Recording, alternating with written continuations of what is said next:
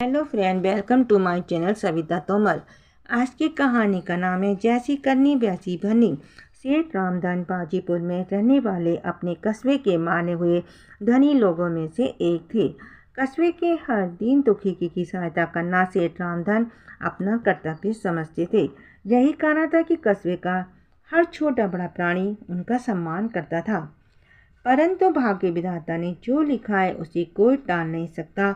बुरा समय जब आता है तो इंसान की छाया भी साथ छोड़ जाती है। मानव जीवन तो धूप छांव है, उसमें कभी प्रकाश तो कभी अंधेरा आता है। यही हाल रामधन का था। उसके पास एक बार राम ही राम बाकी रह गया। कारोबारी घाटे के कारण धन उड़ गया।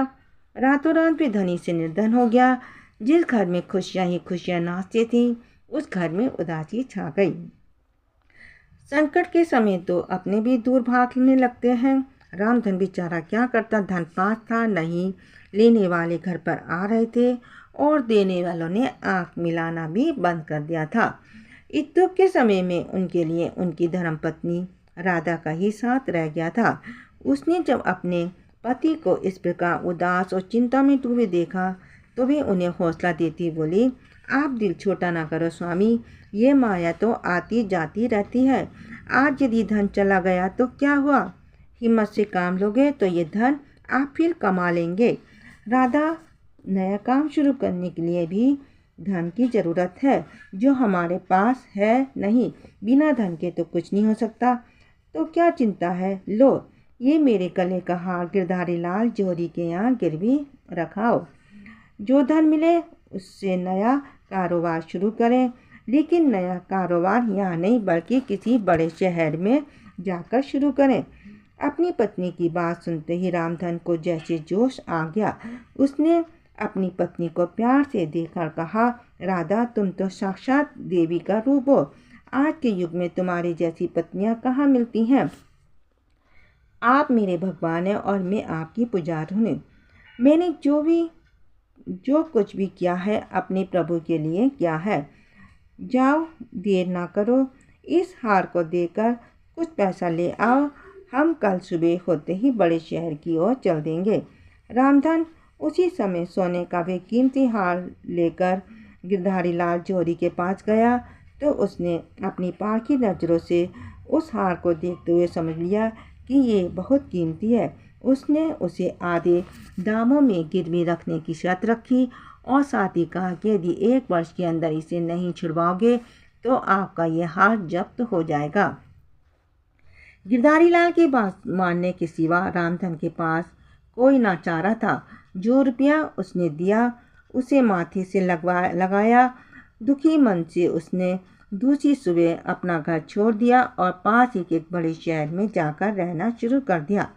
इतनी बड़ी हवेली को छोड़ने के पश्चात दोनों पत्नी पत्नी किराए के एक छोटे से मकान में रहने लगे थे।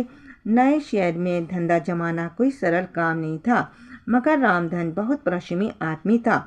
उसने गांव से माल लेकर शहर आने वाले किसानों से अपनी मित्रता बढ़ानी शुरू कर दी। उसका प्रेम व्यवहार देखकर सब किसान बहुत प्रसन्न थे। वे उनसे माल लेकर बेचता और अच्छा मुनाफा कमाता। अब तो शहर से बाहर ही रामधन ने अपनी एक छोटी सी दुकान खोल ली। कुछ ही समय में उनके जीवन का मानचित्र बदल गया। अब उनके पास काफ़ी धन जमा हो गया था तो उसने अपनी पत्नी से कहा, चलो प्रिय, अब एक बार अपने घर हो आए। वहाँ जो तुम्हारा हार गिरवी रखा हुआ उसे भी छुड़वा लाएंगे। दोनों पति पत्नी फिर वापस अपने पुराने कस्बे में पहुँचे तो गांव के लोग उनके स्वागत के लिए उमड़ पड़े। रामधन गिरधारी लाल जौहरी के पास गया और उससे दुआ सलाम करके बोला, भैया गिरधारी लाल, मेरा वे हार दे दो और अपने रुपए सूद समेत ले लो। गिरधारी लाल जानता था कि वे हार तो बहुत कीमती है। उसे ये उम्मीद भी नहीं थी कि रामधन इतना धन इतनी जल्दी कमा लेगा। उसके मन में तो पाप आ चुका था। वे हार देना नहीं चाहता था, इसलिए उसने रामधन से कहा, भैया रामधन, तुम आ गए, ये खुशी की बात है, लेकिन अब मैं तुम्हें क्या बताऊं कि वे हार तो मेरी दुकान से चोरी हो गया। ये नुकसान तो दोनों भाइयों का है। तुम्हारा हार गया, मेरी रकम गई। रामधन ने गिरधारी लाल की बात तो सुन ली, मगर उसे उसकी बात का विश्वास नहीं था। अब वे कर भी क्या सकता था। अपने मन में उस पापी को उसके पाप की सजा देने की योजना बनाता हुआ भी वहाँ से बाहर निकला तो उसने उसके बच्चे को बाहर खेलते हुए देखा।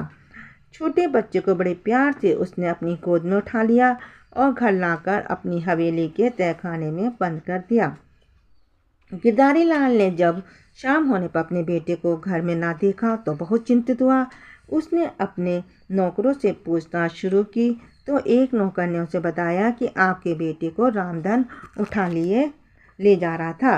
घबराया हुआ गिरधारी लाल रामधन के पास पहुंचा और उससे जाकर पूछा, मेरा बेटा कहाँ है? रामधन ने हंसकर उत्तर दिया, भैया मुझे क्या पता। हाँ, मैंने एक बाज को उसे उठाकर ले जाते हुए देखा था। तुम झूठ बोल रहे हो रामधन, मेरे बच्चे को तुम ही उठाकर लाए हो। मेरे नौकरों ने तुम्हें आंखों से देखा है। देखा होगा, मैं तो कुछ कह नहीं सकता। जो मैंने देखा बता दिया। मैं कल राजा के पास जाऊंगा। जरूर जाओ, मैं तो तुम्हें रोक नहीं रहा। दूसरे दिन सुबह ही गिरधारी लाल जौहरी राजा के दरबार में पहुंच गया। उसने राजा को बताया कि रामधन उसके बेटे को उठाकर ले गया है और अब वापस करने को तैयार नहीं। राजा ने अपने सैनिकों को आदेश दिया कि इसी समय जाकर रामधन को पकड़कर लाओ। उसी समय रामधन को पकड़कर लाया गया तो राजा ने रामधन से कहा, देखो रामधन, तुमने गिरधारी लाल के बेटे को कल उठाया था और इनसे ये कह दिया कि तुम्हारे बेटे को बाज उठाकर ले गया। बोलो, क्या ये झूठ है? नहीं महाराज, ये सब सच है। तो फिर तुमने ऐसा क्यों किया? महाराज, आप मुझे ये बताएं कि गांव में बहुत से बच्चों को छोड़कर बाज ने गिरधारी लाल के बच्चे को ही क्यों उठाया? ये तो तुम ही बताओगे। मैं तो केवल इतना जानता हूँ कि रामधन इसके दोषी तुम हो। महाराज, मैं सेठ गिरधारी लाल से कुछ पूछ सकता हूँ? जरूर पूछो। हाँ तो सेठ जी, आप मुझे बताएंगे कि आपकी दुकान में कितने जेवर रखे हैं? बहुत हैं। उन जेवरों से आपने मेरी पत्नी का हार भी रखा था? हाँ, रखा था। फिर ये बताओ कि वे चोर आपके सारे जेवरों को छोड़कर मेरी पत्नी का हार ही क्यों ले गया? जी जी जी, गिरधारी लाल हकलाने लगा। महाराज, अब तो ये न्याय आप ही करेंगे कि गिरधारी लाल दोषी है या मैं। यदि सैकड़ों जेवरों में से मेरा हार चोर ले जा सकता है तो गांव के सब बच्चों को छोड़कर बाज इनके बच्चों को भी उठाकर ले जा सकता है। गिरधारी लाल समझ गया कि मैंने जो किया था उसी का फल मुझे मिला है। उसने महाराज के सामने हाथ जोड़ते हुए कहा, महाराज, मुझे भूल के लिए क्षमा कर दें। मैं रामधन की पत्नी का हार वापस दे देता हूँ। ठीक है, मैं आज ही आपका बच्चा भी वापस लाकर दे दूँगा। जैसा कोई करेगा वैसा ही भरेगा। रामधन को अपना हार वापस मिल गया। उसने भी गिरधारी लाल का बच्चा वापस दे दिया। प्लीज़ मेरी कहानी को लाइक कीजिए, शेयर कीजिए, सब्सक्राइब कीजिए, कमेंट कीजिए। Thank you.